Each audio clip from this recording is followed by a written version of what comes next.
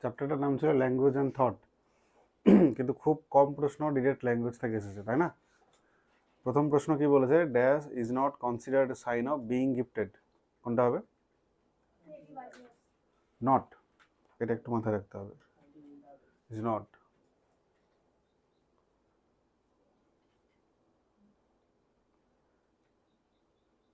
কোনটা? B, fighting with others, তাই না? যদি মারপিট করেছে, গিফটেড চাইল্ড না তো, বাকি সবগুলো গিফটেড চাইল্ডের কি আমাদের গুণ, তার মানে ওটা কিন্তু আমাদের মনে রাখতে হবে গিফটেড চাইল্ডের গুণ কোনগুলো।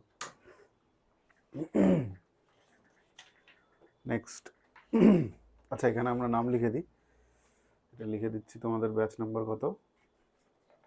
3। পরেরটা, smallest unit of meaning in a language, morpheme, তাই না? আর ফোনিম কি পড়েছিলাম? স্মলেস্ট ইউনিট অফ সাউন্ড, ধ্বনি, ধ্বনিমূল। মরফিম আমরা পড়েছিলাম কি? রূপমূল, তাই না? তাহলে এটা হবে মরফিম। মানে এটার এক্সাম্পল বলো একটা।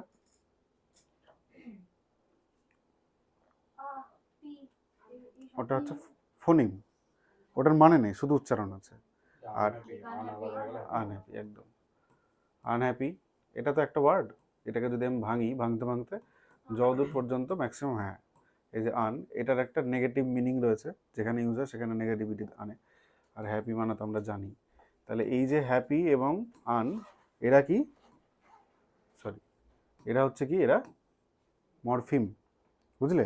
এটাকে যদি আমি আবার ভাঙতাম, ইউ এর উচ্চারণ হচ্ছে আ, সেটা হয়ে যেত কি ফোনিম, ঠিক আছে? তাহলে এটা হলো মরফিম। সিটের 2012 প্রশ্ন কি বলছে, in the information processing model thinking the following steps. আচ্ছা, কোন স্টেপে আমরা থিঙ্কিং করি?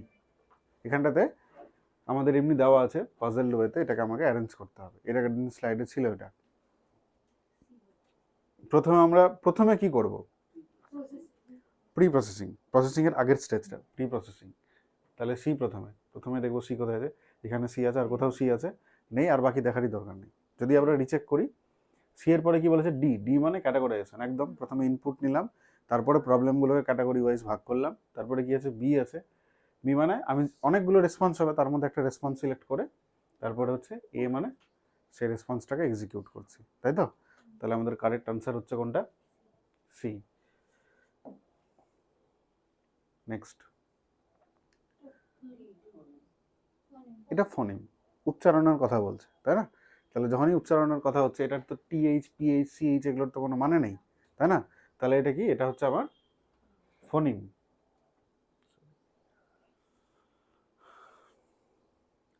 Stuttering problems in students can be dealt by applying which of the following methods? বাচ্চার তোতলাচ্ছে, তাহলে সেটা আমরা কি করব? হ্যাঁ, প্রলং স্পিচ করতে বলবো তাকে, সময় নিয়ে নিয়ে সে কথা বলবে, ভাওয়েলগুলো একটু বেশি সময় ধরে উচ্চারণ করবে, তাই না? এটাকে প্রলং স্পিচ বলছে। নেক্সট হচ্ছে phonological awareness refers to the ability to, একদম ফোনেটিক্স আমরা বলেছিলাম, আলোচনা করেছিলাম এর আগে। ফোনেটিক্স হচ্ছে কি, আমাদের ধ্বনি জয়, ধ্বনিবিদ্যাটাকে ফোনেটিক্স বলা হয়। তো ফোনোলজিক্যাল অ্যাওয়ারনেস মানে সে যেন যেভাবে উচ্চারণ করবে সেটাকে ম্যানুপুলেট করতে পারে, রিফ্লেক্ট করতে পারে, সেটাকে ঠিকঠাকভাবে করতে পারে। তাহলে সেক্ষেত্রে আমার কি হচ্ছে, reflect and manipulate the sound structure.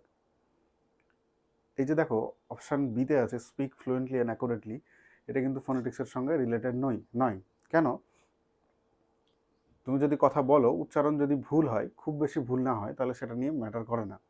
মানে ধরে নাও তুমি, অনেকেই তো আছে যারা ফ্লুয়েন্টলি কথা বলে, কিন্তু সেটা আমরা অতটা দেখি না, তার উচ্চারণ কথা ভুল হচ্ছে কি ভুল হচ্ছে না। মেনলি উচ্চারণটা ম্যানুপুলেট করা এবং নিজে বোঝা যে তুমি ঠিকঠাক বলছো কিনা, সেই জিনিসটাই কোথায় আলোচনা করা হয়, ফোনোলজিতে বা ফোনেটিক্সে, বুঝলে?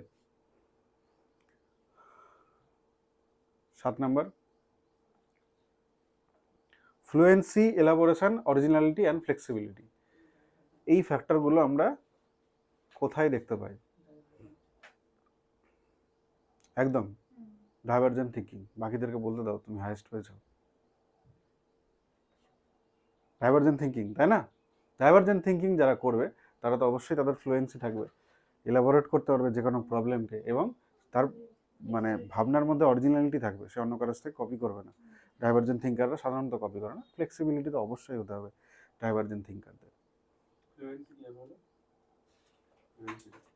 ফ্লুয়েন্সি মানে ফ্লুয়েন্টলি কিছু করার ক্ষমতা। হ্যাঁ পড়বে, ও ফ্লুয়েন্টলি ভাবতে পারছে, আমরা তো ফ্লুয়েন্টলি ভাবতেই পারি না। মানে ওটা থিংকিং বেসিসে চলে গেল।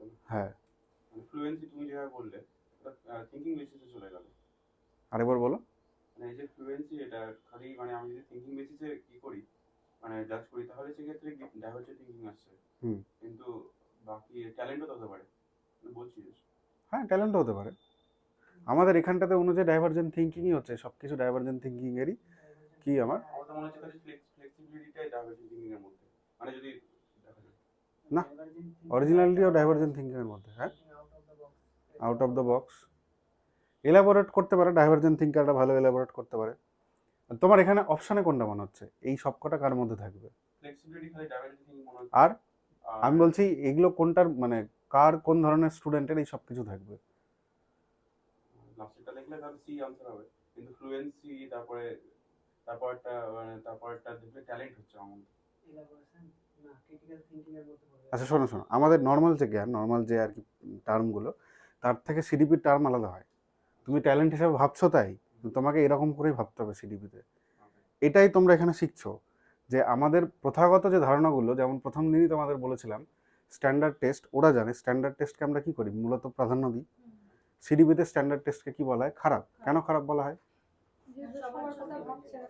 স্ট্যান্ডার্ড টেস্টে স্ট্যান্ডার্ড স্টুডেন্টরা অ্যাপিয়ার করতে পারে ভালো, যারা পিছিয়ে পড়া তারা সেখানে ঠিকমতো করতে পারবে না, বা যারা একটু বেশি গিফটেড তাদের অসুবিধা হবে। সেজন্য কিছু কিছু ব্যাপার আছে, মানে পেডাগজিক্যাল টার্ম এখানে যেমন ডাইভারজেন্ট থিঙ্কিং আসছে, তোমাকে মানে আমাদেরকেও ফ্লেক্সিবল থাকতে হবে আমাদের এই সব ক্লাসে বোঝার জন্য, বুঝলে? তো চলো পরেরটা দেখি। হ্যাঁ তোমরা যদি বলতে গিফটেডনেস তাহলে একটা কিসের জায়গা থাকতো? গিফটেডনেস তো হবেই না। কেন হবে? কেউ ফ্লুয়েন্ট তো কিভাবে গিফটেড হতে পারে? ফ্লুয়েন্ট তো উইথ প্র্যাকটিস হবে না। আচ্ছা তো আর ওগুলো হয় না। ফ্লুয়েন্সির সাথে এলাবোরেশনের কথা হবে। হ্যাঁ ওটাও তো গিফটেড হবে। এলাবোরেশন আমি কোনো কিছু বোঝাতে পারছি সেটা তো যারা ক্রিটিক্যালি থিংকিং করবে তারাই তো এলাবোরেট করতে পারবে। একটা নির্দিষ্ট আইডিয়া তারা আগে বেরিয়ে নিয়ে যেতে পারবে বা তার থেকে আরেকটা অন্য আউটকাম বের করতে পারবে। চলো আরেকবার দেখি।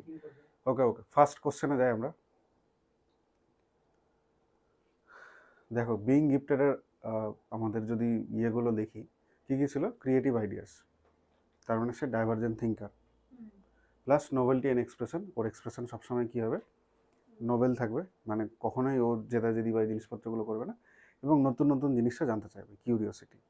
এটার সঙ্গে যেহেতু ক্রিয়েটিভ আইডিয়াস এর প্রথম একটা বৈশিষ্ট্য, আর ক্রিয়েটিভ আইডিয়াস কারা করতে পারে? যারা ডাইভারজেন্ট থিঙ্কার হয়।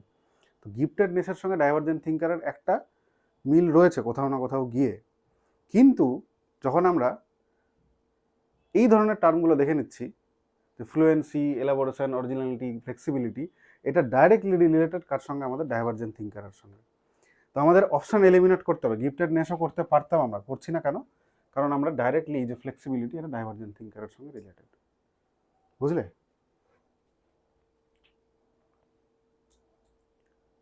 বলো এটা।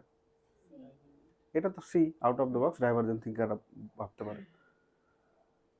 তারপরে সিটেটের কিছু কিছু প্রশ্নের উত্তর জেড আছে, জানো? জেড মানে যেটা আর কি আনসার কি বেরোয়, জানো জেড মানে কি? কিছু আছে A B C R Z. Z মানে সবটা উত্তর ঠিক, যেগুলো অপশন দিয়েছে সবটা ঠিক, যারা যেটা অ্যাটেম্প্ট করে সেটা ঠিক হয়ে যায়। এবছরও এসছে, শুধু অ্যাটেম্প্ট করলে সেটাতে উত্তর পাওয়া যায়, ওরকম প্রশ্ন হয়। আর এবিসি কোনগুলো? মানে এবিসি হয় হচ্ছে যে অপশান 1 অপশান 2-তে এ, অপশান 2 আর অপশান 3 একই, যদি মানে মানে উত্তর যদি দুটোই ঠিক হয় তাহলে সেটা বি। এরকম করে এবিসিডি 4টা হয়, আর এটা হয় জেড। মানে কোনো কোনো প্রশ্নের দুটো উত্তরও ঠিক হয়, যে কোনো একটা তুমি করে এসেছো ওই দুটোর মধ্যে, সেটাতে তুমি নাম্বার পাবে। তো সেজন্য যাদের নাম্বার মিলাতে গিয়ে, আমাদের ব্যাচেই ছিল 89 হয়েছিল, পরে গিয়ে তার 91 হয়ে গেছে। যখন মিলিয়েছি তখন 89 ছিল, পরে ওই জেডের জন্য ওর 2 নাম্বার বেড়ে গেছে, জেড বাই বির জন্য, দিয়ে পাস করেছে ছেলেটা। আচ্ছা, India has lot of linguistic diversity, বিভিন্ন ল্যাঙ্গুয়েজের লোকজন আমাদের আশপাশে থাকছে। In this context what is the most appropriate statement about multilingual classroom at primary level?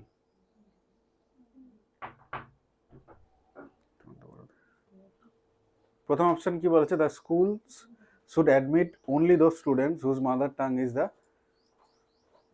The same as the language of instruction. এটা করবো না। শুধু মাদার টাং একই হলেই তাদেরকে ভর্তি নেবো, এটা তো করবো না, প্রথমটা বাদ। দ্বিতীয়টা কি বলছে, একদম যখনই আমরা দেখে নেবো টিচার সব ল্যাঙ্গুয়েজকে রেসপেক্ট করছে, এনকারেজ করছে চিলড্রেনদেরকে কমিউনিকেট করার জন্য, এই ধরনের জিনিসপত্রগুলো যখনই দেখে নেবো, সেটা ঠিক। অপশন বি আমাদের পারফেক্টলি ম্যাচ করে যাচ্ছে কোশ্চেনটার সঙ্গে। বাকি দুটো তো এমনি হবে না, মাদার টাঙের জন্য বকাবকি হচ্ছে, তাই না? 10 number, in middle childhood speech is more dash rather than dash.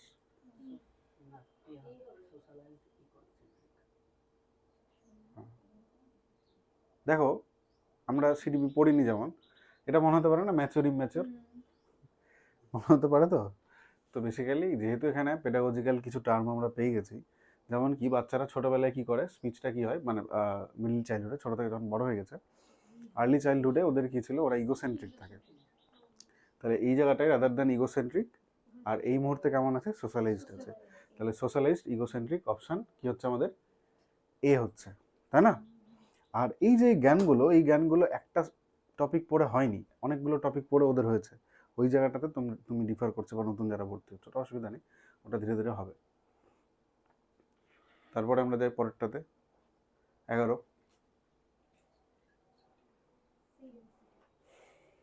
Early childhood is dash period for language, অবশ্যই সেন্সিটিভ। কেন এই সময় কি বেশি অ্যাক্টিভ থাকে?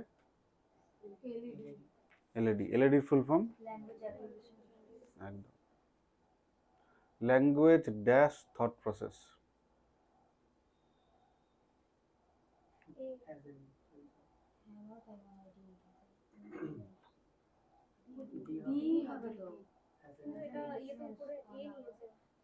কে এ নিচে, তুমি এ দিছো? না না না, ল্যাঙ্গুয়েজ থট প্রসেসের উপর এফেক্ট করে। ভাইগটস্কিস থিওরিতে পড়েছিলাম না, ল্যাঙ্গুয়েজ শেপস থটস। এটা হবে has a influence on our thought process. অবশ্যই ভাষার জন্য আমরা কি করেছিলাম, প্রাইভেট স্পিচ, ইনার স্পিচ করেছিলাম। যে দেখো বুঝে নাও, আমরা নিজেদের সঙ্গে কথা বলে নিজেদেরকে অনেক সময় মোটিভেট করি না, তাহলে কি করি, আমাদের থট প্রসেসের উপরে কন্ট্রোল আনার জন্য কাকে ইউজ করছি, আমার ভাষাকে, তাই না? সেজন্যই has an influence on our থটই হবে, বুঝলে? ওখানে কি আছে উত্তর? ও আচ্ছা। 13, there are vast differences among the students a teacher needs to be sensitive to। বিভিন্ন ধরনের স্টুডেন্ট আছে, তাহলে টিচারের অপশন 1 আর অপশন 2 এর মধ্যে কোনটাতে বেশি সেন্সিটিভ হতে হবে? Difference based on cognitive capabilities and learning levels, মানে বিভিন্ন কগনিটিভ লেভেলের যে কাচ্চা আছে তাদের মধ্যে ডিফারেন্ট বেসড আর কি লেভেল তৈরি করতে হবে, এবং different based on diversity of language, caste, gender. হ্যাঁ স্বাভাবিক। এই যে এই সংক্রান্ত যে ডাইভার্স টিচিং আমার স্টুডেন্টগুলো রয়েছে, এবং এই সংক্রান্ত যে আমার স্টুডেন্টগুলো রয়েছে বিভিন্ন ডাইভার্স ব্যাকগ্রাউন্ডের, তাদের সবার প্রতি আমাকে কি হতে হবে, সেন্সিটিভ হতে হবে। এটাকে বাদ দিয়ে এটার প্রতি হলেও হবে না, এটাকে বাদ দিয়ে এটার প্রতি হলেও হবে না, তাই না? প্রত্যেকের প্রতি আমাকে সেন্সিটিভ হতে হবে। তাহলে আমাদের অপশান ডি, বোথ 1 and 2, তাই না? পড়ে নাও আরেকবার। বলেছে টিচার কোন কোন বিষয়ের উপরে সেন্সিটিভ হবে। প্রথমে বলেছে diverse differences on cognitive capabilities and learning levels, মানে বোকা বাচ্চা, চালাক বাচ্চা, অ্যাভারেজ বাচ্চা, এই সবার প্রতি তাকে সেন্সিটিভ হতে হবে কি হবে না? হবে। তাহলে অপশান 1 ঠিক আছে। অপশান 2 কি বলেছে, difference based on diversity of language, বিভিন্ন ভাষার ছেলেপিলে রয়েছে। তারপরে কাস্ট, জেন্ডার, রিলিজিয়ান, বিভিন্ন কাস্টের, জেন্ডার, রিলিজিয়ানের বা কমিউনিটির বাচ্চা কাচ্চা রয়েছে, তাদের প্রত্যেকের প্রতি আমায় কী হতে হবে, সেন্সিটিভ হতে হবে। তাহলে বোথ হবে এটা, তাই না? A child sees a crow flying past the window and says, a bird. এবার what does this suggest about the child's thinking?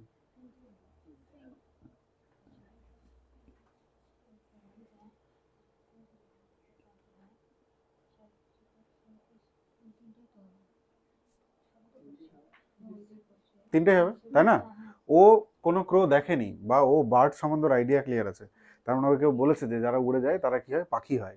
তাহলে ও কি করছে, প্রিভিয়াসলি স্টোর্ড মেমোরি তো রয়েছেই, তার সঙ্গে কি করেছে, the child has developed the concept of bird, পাখি সম্বন্ধের কনসেপ্ট তৈরি হয়েছে, এবং the child has developed some tools of language to communicate her experience. যেহেতু ও কথাটা বলছে, ওর এক্সপিরিয়েন্সটা বলছে, তাই না? তাহলে আমাদের কি হচ্ছে, এ বি সি, তিনটে। Which of the following is sensitive period pertaining to language development? Early childhood. এটা কি দুবার আসলো? একই কালারের অন্য ডিজাইন। তারপরে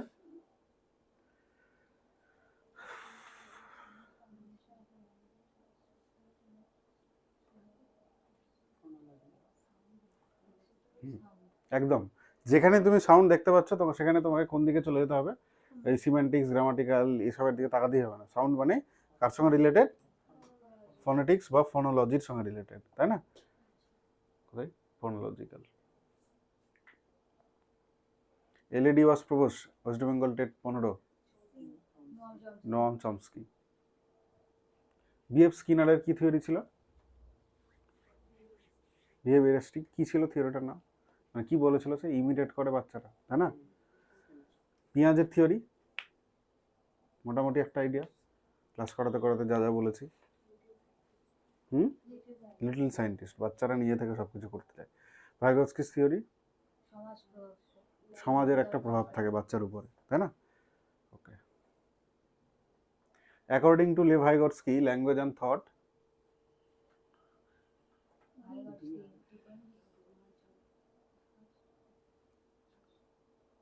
কি হবে, বি, তাই না? যদি ছবিটা মনে করো আলাদা আলাদা ছিল ল্যাঙ্গুয়েজ, পরে গিয়ে ল্যাঙ্গুয়েজ আর থট মিক্স হয়ে গেছিলো, তাহলে ডেভেলপ ইন্ডিপেন্ডেন্টলি 3 বছরের আগে পর্যন্ত, অ্যাট ফার্স্ট দেন মার্জ, তারপরে পরবর্তীকালে গিয়ে কি হয়, ভাষা এবং চিন্তাটা মার্জ হয়ে যায়। 19, in the context of language development syntax refers to, C. সিনট্যাক্সে কি ছিল, কার পরে কি বসবে সেই গ্রামাটিক্যাল রুলগুলো। হ্যাঁ। সিমান্টিক্স কি ছিল, মানেটা। হ্যাঁ হ্যাঁ। A child applying the rule of adding ed to make the past tense for all verbs, like saying goed instead of went, is an example of, এ করেছিল না, টেলিগ্রাফিক স্পিচ তো আলাদা। টেলিগ্রাফিক স্পিচ কি বলো, টু ওয়ার্ড যখন use করে সেটা। তাহলে এটা হচ্ছে ওভার রেগুলারাইজেশন, মানে ও যেটা রেগুলেশন দেখেছে যে ইএড ইউজ করা হচ্ছে সেটাকেও বেশি ইউজ করে ফেলছে। বুঝতে পারলে? আন্ডার এক্সটেনশন মানে ও ধরে নাও গোয়ের পরে যেটা ওয়েন্টটা, সেখানটাতে ওয়েন্ট না বসিয়ে গোই বসিয়ে দিচ্ছে, ওর নিজের আইডিয়াটা বেশি এক্সটেন্ড করতে চাইছে না, বুঝলে? টু ওয়ার্ড স্টেজ টেলিগ্রাফিক, তাই না? হলোফ্যাস্টিকে কটা ওয়ার্ড ইউজ হয়, একটা। হলোফ্যাস্টিক একটা, হলোফ্যাস্টিকের পরে টেলিগ্রাফিক। কুইং ব্যাবলিং মনে আছে তো, তাহলে এটা telegraphic stage. According to BF Skinner, language is acquired primarily through, এই যে দেখো, ইমিটেশন অ্যান্ড রিইনফোর্সমেন্ট। এর থিওরি তোমাদের পড়ানো হয়নি। এর থিওরি যেখানেই দেখবে সেখানটাতে কি করে, বাচ্চা ইমিটেট করে, অন্য কারোর কাছ থেকে দেখে কপি করার চেষ্টা করে। রিইনফোর্সমেন্ট মানে যখন অন্য কেউ তাকে বলে যে তুমি খুব ভালো করছো, ভাবে ওটাই ঠিক, যে ভালো বলেছে সেটাই ঠিক, সেভাবে রিইনফোর্সমেন্টের মধ্যে জিনিসপত্রগুলো। স্কিনারের থিওরি, বিভিন্ন জনের থিওরি বিভিন্ন রকম হয়। Which of the following refers to the study of meaning in language? হ্যাঁ, মিনিং নিয়ে কথা আসছে, সেটা কি হয়ে যাবে আমার, সেমান্টিক্স। 24, অ্যাকর্ডিং টু জাঁ পিয়াজে, the kind of speech where a child talks to himself about caring if anyone is listening is called, না পিঁয়াজে হ্যাঁ পিঁয়াজে তো তাই। কি হচ্ছে বিষয়টা, অ্যাকর্ডিং টু পিঁয়াজে ও আচ্ছা, উইদাউট কেয়ারিং, নিজের সঙ্গে কথা বলছে, বাকি জিনিস বাকিদের কারণ নিয়ে মাথা ব্যথা নেই ওরা, তাহলে এটা কি ধরনের স্পিচ হবে, ইগোসেন্ট্রিক স্পিচ। যদিও পিঁয়াজের শুনে প্রথমে আমাদেরকে ইগোসেন্ট্রিক স্পিচ করতে হতো, তাই না? ভাইগস্কির স্পিচটা কি, প্রাইভেট স্পিচ বা inner speech. The hypothesis of linguistic relativity, which suggests that the language we speak determines the way we think. এটা পড়ানো না, ঠিক আছে। বেঞ্জামিন উডটা পড়ানো হবে, বাকি সবগুলো পড়ানো হয়েছিল। কেউ ভাইগৎস্কি করে দাওনি তো? বেঞ্জামিন উডফি হবে, বেঞ্জামিন লি উডফ হবে, পড়ানো হবে, এটা অসুবিধা নেই, ঠিক আছে। Which of the following is not stage of language development? Object permanence. বাকি সবগুলো ল্যাঙ্গুয়েজ ডেভেলপমেন্টের স্টেজ। অবজেক্ট পারমানেন্স কোথায় পড়েছিলাম, কি মানে এটার? মানে ওটা পার্মানেন্ট হয়ে গেছে কোনো শব্দ না। হুম মানে একটা বস্তু ধারণা হয়ে গেছে হুম এটাই হুম বস্তুটা হুম ওটাই অবজেক্ট মাথাতে থেকে গেছে। এক্সাম্পল কোনো? যেমন পিঁপড়েটা ওটা পিঁপড়েটা বুঝতে পারছে এটা পিঁপড়ে, ওটা হ্যাঁ, মাথা থেকে গেছে, ওটা একটা অবজেক্ট। অবজেক্ট পারমানেন্স কখন হয় এটা বাচ্চাদের? সেন্সারি মোটরে 0 থেকে 2 বছরে। মোটামুটি বাচ্চার বয়স যখন 10 মাসের থেকে বেশি হয় তখন অবজেক্ট পারমানেন্স তৈরি হয়। অবজেক্ট পারমানেন্সের পারফেক্ট এক্সাম্পল একটা মনে রাখবে। ধরে নাও একটা বাচ্চা তোমার কাছে আছে যার বয়স 10 বছরের নিচে, 10 মাসের নিচে। তোমার কাছে একটা কিছু আছে যেটা ও চাইছে, তুমি জিনিসটাকে এরকম করে ছুড়ে দিলে, বলে কাক নিয়ে চলে গেছে। ও তখন কি করবে, কাকের পিছনে দৌড়াবে, যদিও 10 বছরের নিচে হয়, মানে কাকের পিছনে যাওয়ার চেষ্টা করবে। 10 মাসের নিচে হয়। যখনই ওর বয়সটা 10 মাসের থেকে বেশি হয়েছে বা 1 বছর থেকে বেশি হচ্ছে, তখন ওই যে তুমি এরকম করে দিলা, তারপরে ও কাকের দিকে মনোযোগটা না দিয়ে তোমার হাতটা আবার কোথায় গেল, সেদিকে হচ্ছে। কারণ কি, ওর অবজেক্ট পারমানেন্স তৈরি হচ্ছে, বুঝতে পারছে যে এই জিনিসটা আমার সামনে না থাকলেও এর অস্তিত্ব আছে আশপাশে। বোঝা গেল? তাহলে এখানটাতে আমাদের কি হলো, object permanence. Vygotsky's term to process where children talk allowed to guide their own behavior. Private speech. আচ্ছা, এই প্রাইভেট স্পিচটা কি লাউড হয়, মানে সেখানটাতে বাচ্চা জোরে জোরে নিজের সঙ্গে কথা বলে। অন্যদিকে ইনার স্পিচটা কি সাইলেন্ট হয়, মনে মনে হয়। ভাইগটস্কিরই দুটো স্পিচ। বাচ্চারা যখন ছোট থাকে তখন প্রাইভেট স্পিচ করে, একটু বড় হয়ে গেলে সেটা কিসে কনভার্ট হয়, ইনার স্পিচে কনভার্ট হয়। না না, আলাদা। Inner speech private speech Vygotsky's theory, আর ইগোসেন্ট্রিকটা হচ্ছে পিঁয়াজে। না না, ইনারটা বড় হয়ে ম্যাচিওর এজে করে বাচ্চারা। The idea that all human languages share a common underlying structure basis is known as, এটাও বলেছিল কালকে পড়ানোর সময়, যে ও একটা প্রশ্ন করলো যে বাচ্চা যখন কি করছে, কোরিয়ান ভাষা দেখছে, কোরিয়ান ভাষা কেউ বুঝতে পারছে নাকি এমনি বলছে, তখন ও বলেছিল যে প্রত্যেকটা বাচ্চার বা প্রত্যেকটা ল্যাঙ্গুয়েজের উপর একটা গ্রামার কাজ করে, যেটাকে আমরা ইউনিভার্সাল গ্রামার বলি, যেটা মানে প্রত্যেকটা ল্যাঙ্গুয়েজের উপরে অ্যাপ্লাই হয়, বাচ্চারা বুঝতে পারে সেটা। তো এক্ষেত্রে আমাদের কারেক্ট অপশান কী হবে, universal grammar. When an infant repeats constant vowel combination like ba ba ba or আচ্ছা da da da, এটা কি babbling, তাই না? The study of how language is used effectively and appropriately in social context is termed as pragmatics. দেখো প্রত্যেকটা জিনিস পড়ানোর মধ্যে পেলে তোমরা, এবং এগুলো প্রত্যেকটাই কি প্রিভিয়াস ইয়ার কোশ্চেন্স।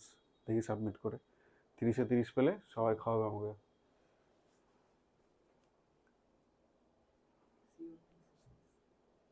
শিওর 30-এ 30?